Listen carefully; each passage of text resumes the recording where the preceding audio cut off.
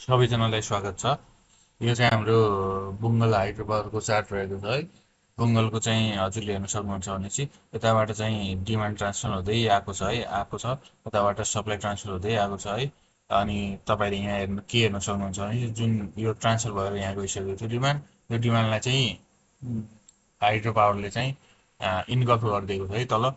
तपाईँको तलतिर जाने प्राइजेक्सन चाहिँ दिएको छ है यो लेभलमा। त्यसपछि के भएको छ भन्दा हाम्रो चाहिँ यो बुङ्गलको चार्टले चाहिँ एउटा चाहिँ अपसाइडको बुलिस प्राइज एक्सन दियो है। यो लेभलमा बुलिस प्राइज एक्सन दियो र जुन यो सप्लाई थियो त्यो सप्लाईलाई चाहिँ इन्गल्फ गरेर हाम्रो चाहिँ सप्लाई बिकम डिमान्ड भयो है यो। र त्यसपछि त्यही डिमान्डलाई चाहिँ हाम्रो के गरेको छ भन्दा यो है डिमान्ड, त्यही डिमान्डले होल्ड गरेर होइन रेस्पेक्ट गरेर हाम्रो माथि गएको छ र यताको जुन डिमान्ड छ त्यो पनि ट्रान्सफर हुँदै यतासम्म पुगेको छ। र त्यसपछि हाम्रो चाहिँ त्यो डिमान्डलाई चाहिँ ब्रेक गरिदिएको छ है सप्लाईले।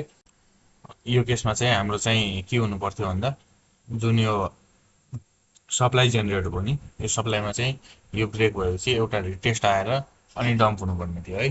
किन डम्प हुनु पर्थ्यो भन्दा हाम्रो चाहिँ प्राइज एक्सन डाउन साइड दिइसकेको छ है, यता सिग्नल यता दिइसकेको छ, त्यही भएर तर त्यस्तो हुन सकेन।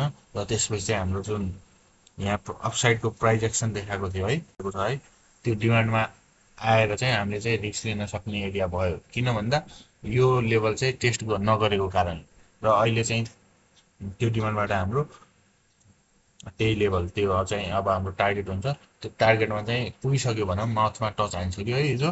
अब चाहिँ हामीले यो हाइड्रो पावर चाहिँ फ्रेस एन्ट्रीको बारेमा सोच्दै नसोच्नु होला है, फर्ममा नआउनु होला।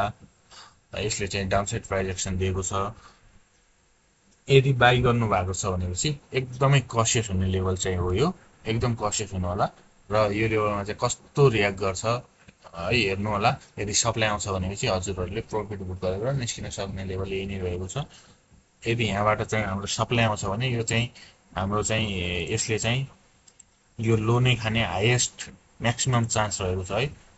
यति भन्दै गर्दा मैले भन्न खोजेको यो होइन कि यसले चाहिँ अब यहाँ अल टाइम हाई नै जाँदैन भन्न खोजेको होइन, जान पनि सक्छ, हु नोज जान पनि सक्छ।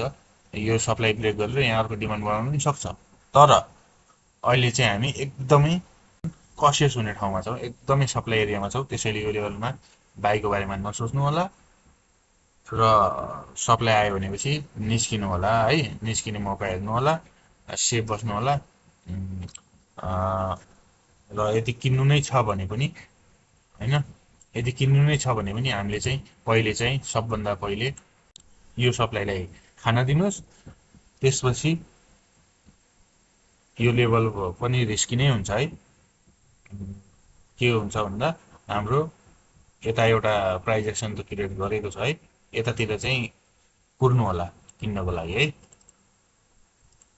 यति नै हो है बुङ्गल हाइड्रोको चाहिँ, तर कसियस हुनु होला है किनेको मान्छेले चाहिँ, सप्लाईमा पुगिसक्यो है।